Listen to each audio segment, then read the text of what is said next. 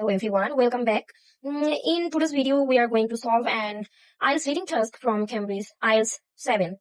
I will solve from the first passage and will focus on the most important part and important question type in IELTS exam, which is complete the summary. আমরা অনেকেই বিভিন্ন রকমের চ্যালেঞ্জের সম্মুখীন হই যখন আমরা রিডিং টেস্ট দিতে যাই, এবং এটা আমার ক্ষেত্রেও হয়। তো এজন্য ভাবলাম আজকে সর্বপ্রথম এটা দিয়ে স্টার্ট করা যাক।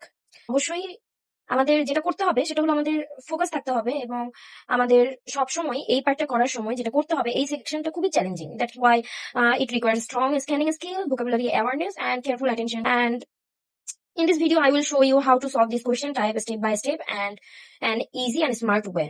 ওকে, স্টার্ট করা যাক। এখানে বলা আছে ফেসিয়াল ভিশন, হুইচ মিন্স যেসব প্রাণীদের মানে যাদের চোখ নেই, মূলত যারা ব্লাইন্ড, তারা মুখমণ্ডল দিয়ে কিভাবে ডিটেক্ট করতে পারে এবং করে সেই অবস্টাকল গুলো তারা সমাধান করতে পারে। যেমন এখানে বলা আছে blind people report that so called facial vision is comparable to the sensation of touch on the face. মানে তারা ব্লাইন্ড পিপলরা এনারা কিভাবে ফেসিয়াল ভিশনের মাধ্যমে অবস্টাকল গুলো পার করে। তো আমাদের যেটা করতে হবে, আমরা এই টাইটেল ওয়ার্ড যেটা টপিক ওয়ার্ড এটা, এবং আমাদের যেটা করতে হবে যে এই প্রথম টপিক যে সেন্টেন্সটা আছে, মেইন থিম যেটা দিয়ে বোঝানো যায়, এটা আমাদের দেখতে হবে। এটার পরে আমরা যেটা করব, আমরা প্যাসেজে চলে যাব।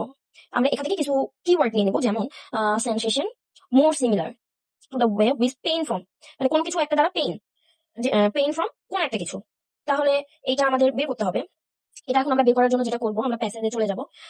জাস্ট ইগনোর, বিকজ আমি প্রচুর দাগাদাগি করি পড়ার সময়, এবং আপনাদের আমি এটা দিয়ে দিচ্ছি, এটা যেহেতু আমার প্রথম ভিডিও, ভুলগুলো জাস্ট স্কিপ করে যাবেন। মূলত আমি এভাবে পড়ার একটা বিশেষ কারণ আছে।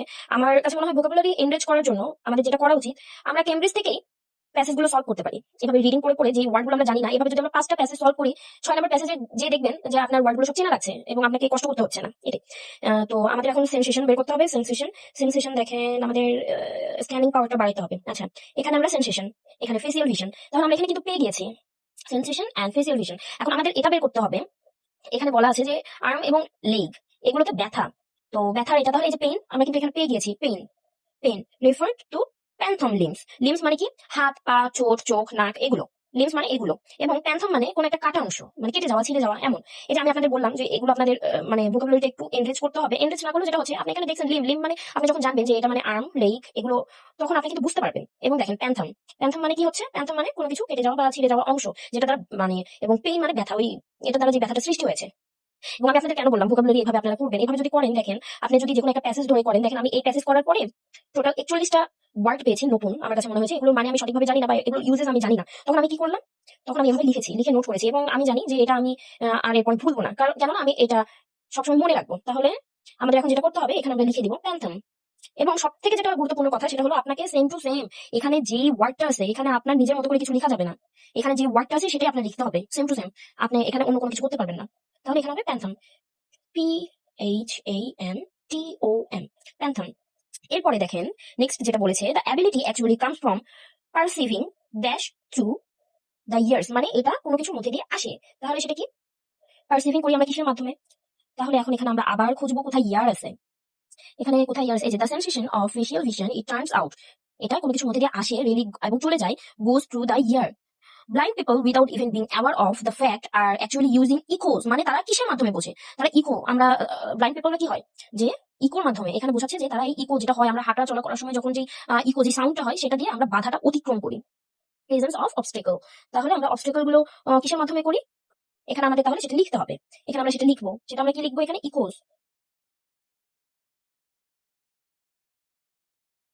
এরপরে আমাদের যেটা আছে, however even before this use understood, the principle had been applied in the design instrument which calculated the, মানে কোন একটা কিছু দিয়ে ক্যালকুলেট। এখন ক্যালকুলেটের জন্য আমি যেটা বললাম যে আমাদের সিনোনিম জানতে হবে, কারণ প্যারাফ্রেজিং না জানলে রিডিং অনেক ঝামেলা হয়ে যায়, এবং আমি এই ঝামেলাটা অনেক ফেস করেছি অনেক।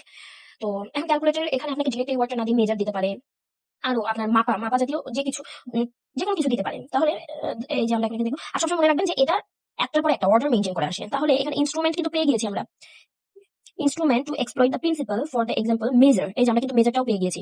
মেজার দ্য ডেপথ, মানে ওই নদী, ওই সি বেডের গভীরতাটা, মানে ডেপথ মানে কি, গভীরতা। এখানে আমরা কি দিয়ে দিব, the depth of sea bed, DEPTH. This was followed by war time application in device for finding, মানে কোন একটা কিছু খুঁজবে, ডিভাইস ফর ফাইন্ডিং কি, কোন একটা কিছু খুঁজবে। তাহলে আমাদের এটা এখন বের করতে হবে।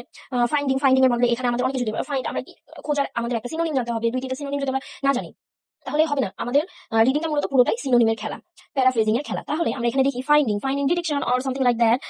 ডিজাইন, এই যে দেখেন, ওয়েপন ডিটেকশন অফ সাবমেরিন। তাহলে কি খুঁজবে? একটা সাবমেরিন খুঁজে পাওয়া। এখানে কিন্তু আমরা ফাইন্ডিং, সেখানে ডিটেকশন। ফাইন্ডিং এর বদলে তারা ইউজ করেছে ডিটেকশন। তাহলে এখানে আমরা সাবমেরিনস লিখবো এবং আমাদের সেম টু সেম ওয়ার্ডটা লিখতে হবে, এটা মাথায় রাখতে হবে, সাবমেরিন। ওকে, তো আমাদের এটা করা শেষ। এখন আসেন আমরা আহ, ইয়েটা দেখতে পারি, আমরা সলভটা দেখি। সলভটা আমাদের দেখে নেওয়া যাক। সলভটা reading, yes, reading passage 1 part 1। এই যে প্যান্থাম ইকুয়ালস অর অবস্টেকল, মানে ওই শব্দ দ্বারা বা অবস্টেকলের মাধ্যমে এটা পার হইতে পারে, বাধাটা পার হইতে পারে। অবস্টেকল মানে বাধা। ডেপথ মানে গভীরতা, সাবমেরিনস। তাহলে আমাদের কিন্তু এটা হয়ে গেল, আমাদের কিন্তু এটার জন্য এক্সট্রা কোনো পেইন নিতে হয়নি, আমাদের কোনো এক্সট্রা পেইন এখানে নিতে হয়নি। এভাবে আমরা এটা কমপ্লিট করবো। এই যে দেখেন, আমার এখানে একটা ভুল হয়েছে, সেটা কি? আপনারা কেউ ধরেছেন? এখানে এস দিইনি। এই যে আপনারা করার সময় যখন এখানে এস বা যা লিখেছে ওখানে যা আছে সেটাই যদি আপনি না দিতেন, তাহলে আপনার নাম্বারটা কাটা যাবে। তো আজকের মতো এতটুকুই। ভালো লাগলে অবশ্যই ভিডিওটা শেয়ার করে রাখবেন, আর যদি এমন আরো ভিডিও চান অবশ্যই জানাবেন।